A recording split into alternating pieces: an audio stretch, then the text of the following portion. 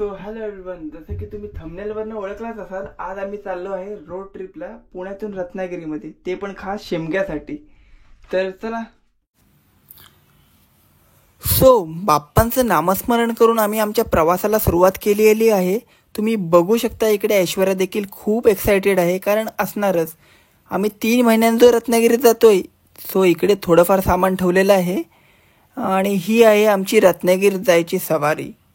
आमच्याकडे बाईक देखील अवेलेबल होती, पण आम्हाला हीच गाडी कम्फर्टेबल वाटते जायला, कारण का थोडंफार इकडे तिकडे सामान राहतं. आणि इकडे आहेत वॉचमॅन दादा, आय थिंक सो ते झोपलेले आहेत. चला त्यांना उठवूया जरा. आणि सॉरी गाईज, हा व्लॉग आम्ही आता 3 तासानंतर कंटिन्यू केला आहे, कारण का काळोख देखील खूप होता आणि मेन म्हणजे थंडी एवढी अफलातून होती ना, एवढी अफलातून होती की तुम्हाला मी काय सांगू. आम्ही जॅकेट वगैरे देखील काही जास्त घेतले नाही, कारण का गरमीचा टाईम आहे. आम्हाला वाटलं गरमी खूपच असेल, त्यामुळे आम्ही काही घेतलं नाही. फक्त मी हेल्मेट घेतला, ग्लोव्ज घातले होते. ऐश्वर्याने देखील फक्त स्कार्फ आणि एक मायनूटचा असा थोडेफार प्रिकॉशन घ्यायला थोडेफार वस्तू घेतलेले की जेणेकरून थंडी वाजणार नाही. पण खूपच थंडी होती, त्यामुळे मग हा 3 तासानंतर आम्ही व्हिडिओ कंटिन्यू करतो आहे. आम्ही कराड, सातारा हे क्रॉस करून एक्सप्रेस वे सोडून पाचवड रोडला लागलेलो आहे आणि रोड देखील खूपच छान आहे. आणि इकडे हिरवगार वातावरण बघून खूप चांगलं वाटतंय, कारण का खूप दिवसानंतर आम्ही बाहेर पडलेलो.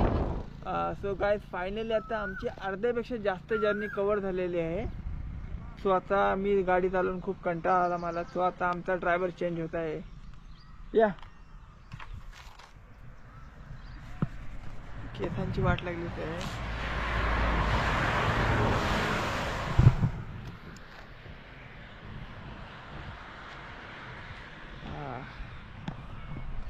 तिकडचा व्ह्यू पण मस्त आहे.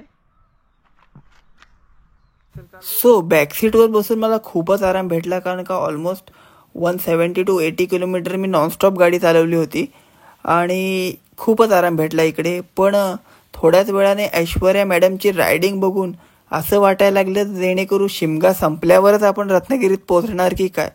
मग तिला सांगायचं तरी कसं की बाबा तू खूपच हळू चालवतेस. मग काय केलं मी की तिला असं सांगितलं की बाबा खूपच भूक लागले, कुठेतरी काहीतरी खायला थांबूया. पण इकडचं टेस्ट आम्हाला आवडली नाही. फक्त बोललो आता लास्ट टाईम एका ठिकाणी वडापाव खाल्लेला, तिकडे वडापाव खाऊया. सो शेवटी तो आम्हाला भेटला आणि तिकडे आम्ही वडापाव खायला थांबलेलो आहे. पण जास्त नाही खाल्लं, कारण का घरी जाऊन देखील जेवायचं होतं, कारण का मम्मीनी मस्त बनवून ठेवलं होतं. सो इकडे आम्ही 2च वडापाव घेतले आणि आता इकडे थोडाफार आम्ही वडापाव खाणार. तिला मी हात पुढे केला, पण तिने काय हातात दिला नाही. सो मी स्वतःहूनच घ्यावं असं वाटला, कारण का ती काय देण्यातली नव्हती. सो गाईज, थोड्या वेळासाठी आम्ही ब्रेकला इकडे थांबलो होतो, कारण का या साईडला इकडे तुम्हाला दिसत नसेल ते खूप लांब आहे. इकडे मस्त मस्त एक नंबर असे तो तुम्ही बघू शकता. इथे केवढा मोठा असा सनफ्लॉवर आहे. मी माझ्या लाईफमध्ये लिटरली हा फर्स्ट टाइम सनफ्लॉवर बघतोय. अजूनपर्यंत बघितला होता, फोटोजमध्ये बघितला होता. आणि इकडे आजूबाजूला खूप सारे सनफ्लॉवर्स होते. काढूसं वाटत होतं, पण नको बोललो, लोक मारतील. सो इकडे एकमेकांच्या डोक्यात टपल्या मारून परत आम्ही आमच्या प्रवासाची सुरुवात केली. आणि कसं आहे मित्रांनो की जसं की लांबचा प्रवास करायचा असला तर वन टाईममध्ये कधीच करू नये. तरी आम्ही 4 ते 5 वेळा तरी ब्रेक घेतला असेल, जास्तच घेतला असो. आणि थोडा थोडा थांबत जेणेकरू म्हणजे काय प्रॉब्लेम नको. आणि आपण जसं की स्कूटीवरनं जात होतो, कारण का स्कूटी एवढ्या लाँग ड्राईव्हसाठी बनलेली नाही आहे, तरी पण आम्ही आपला असं जायचं होतं. आमची खूप इच्छा असते आणि मोस्टली आम्ही स्कूटीनेच प्रवास करत होतो. आणि मे बी हा आमचा लास्टचा प्रवास असेल स्कूटीचा. यापुढे आम्ही नाही करणार, कारण का तसं पण एवढ्या असा उन्हातनं आणि आता सध्याला एवढं पॉसिबल होते, पण नंतर मे बी पॉसिबल नाही होणार एवढं प्रवास करायला, थोडंफार एवढं सामान वगैरे घेऊन जायला. सो आम्हाला क्रॉस करायचं आहे 320 किलोमीटर.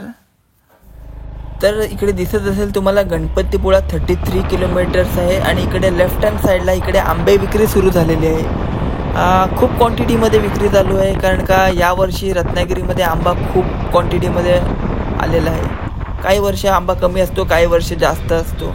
यावर्षी खूप चांगलं आहे, म्हणून रेट देखील थोडाफार स्वस्त असेल. इकडनं सरळ गेलात तर गणपतीपुळ्यात जातो, पण आम्हाला जायचं आहे रत्नागिरीमध्ये, त्यामुळे आम्ही इकडनं लेफ्ट घेतला आहे. आणि बघूया आता इकडे पुढे रस्ता कसा असेल, कारण का मला एका मित्राने सांगितलं होतं की इकडे रस्त्याची कामं चालू आहेत. मी देखील खूप एक्सायटेड होतो कारण का ऑलमोस्ट आता 10 ते 15 मिनटात आम्ही पोहोचू रत्नागिरीमध्ये. पण रस्त्याची हालत बघून असं वाटायला लागलं जेणेकरून आम्ही कुठच्या शूटिंगला आलो की काय. ऐश्वर्या तर म्हणायला लागली अरे इकडे सोनं बिनं काढायची सुरुवात झाली आहे की काय, KGF 5ची शूटिंग चालू आहे की कसं काय. तर बघूया आता रस्ता. काय देवा रे देवा, बाप रे. तुम्ही बघू शकता कसली खड्डे आणि किती रिस्की रोड झालेला आहे. या रस्त्यावरनं जर कधी तुम्ही प्रवास करत असाल तर गाडी एकदम हळू चालवा, कारण का काय सांगू शकत नाही. मी असं ऐकले की खूप जणांचे इकडे ॲक्सिडेंट झालेले आहेत. या रोड खूप स्लिपरी आहे इकडे, त्यामुळे तुम्ही देखील कधी आलात तर एकदम हळू चालवा गाडी. ओके, सो आता इकडे काय आहे मला समजतच नाही यार. ऐश्वर्या हे बघ काय नक्की आपण चाललोय कुठे. ओके, सो फायनली आम्ही पोचलेलो आहे. आता बघूया, आता मम्मी देखील खूप एक्सायटेड असेल, आमची वाट बघते, पण आम्ही तिला फोनच नाही केला. आम्ही पोचतोय तिथं. सो फायनली पोचलेलो आहे आम्ही रत्नागिरीत. आता बघा तुम्ही त्यांची पण रिॲक्शन बघूया कशी असेल. ढकल. ओके, गेट लावून घे. हा काय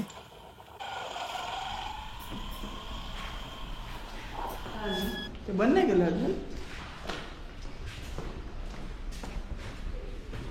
एवढी शूटिंग गेली तर ती किती कट करत.